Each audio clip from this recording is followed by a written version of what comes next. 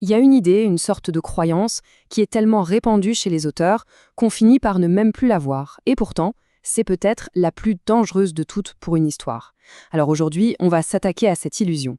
On va voir ensemble pourquoi, et c'est tout le paradoxe, le meilleur moyen de connaître ces personnages, eh bien, c'est d'arrêter de vouloir tout contrôler. Pour commencer, une question toute simple, une question qui concerne tout le monde. Est-ce que c'est vraiment possible de comprendre quelqu'un à 100%? Pensez-y. Dans nos relations, on s'influence, on grandit ensemble, c'est vrai, mais de là à dire qu'on connaît l'autre par cœur, c'est une autre histoire. Et en fait, le cœur du problème, que ce soit dans la vie ou dans l'écriture, il est exactement là. C'est une vérité quasi universelle, non? Nos relations nous construisent, mais il y a toujours cette part de mystère chez l'autre qui crée une tension. C'est tout à fait naturel. Et rien que d'accepter ça, c'est déjà un pas de géant.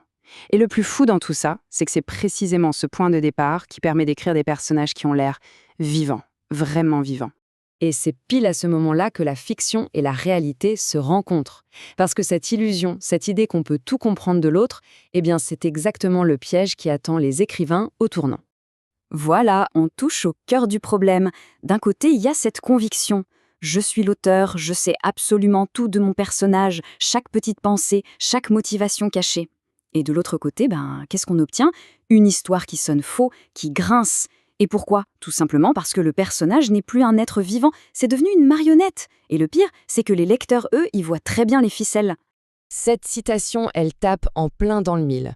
Penser qu'on peut sonder l'âme de ces personnages, c'est le moyen le plus sûr de les tuer dans l'œuf, de leur retirer toute substance. Bon, alors on fait comment?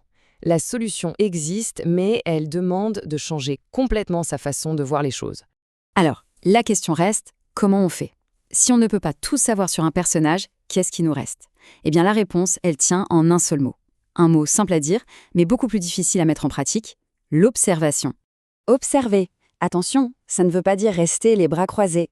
L'idée, ce n'est plus de dicter au personnage ce qu'il devrait faire, mais de réagir à ce qu'il fait réellement. On prend ses actions, ses émotions, comme des faits bruts, sans les juger tout de suite, et on bâtit l'histoire à partir de ça. En gros, ça devient un vrai dialogue avec le personnage, et non plus un monologue de l'auteur. Ok, mais concrètement, comment ça marche? D'abord, première étape, on arrête de vouloir tout deviner, on lâche prise sur les supposées intentions du personnage. Ensuite, on devient une sorte de détective. On se pose des questions simples. Qu'est-ce qu'il dit? Qu'est-ce qu'il fait? Quels sont les faits? Juste les faits. Et enfin, on regarde comment ces actions créent des ondulations, des vagues dans l'histoire, et on se laisse guider par ce mouvement de façon beaucoup plus naturelle.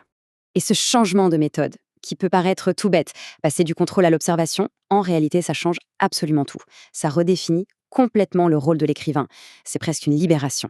Une libération qui va ouvrir des portes à une créativité bien plus authentique. Et voilà la grande transformation.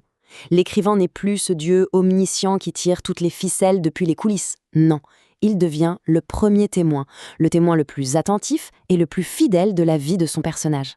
C'est un rôle beaucoup plus humble, c'est vrai, mais c'est précisément de cette humilité que naît la vraie magie de l'histoire.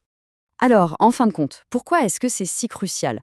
Parce qu'en devenant un observateur, on donne au personnage la permission de vivre, tout simplement.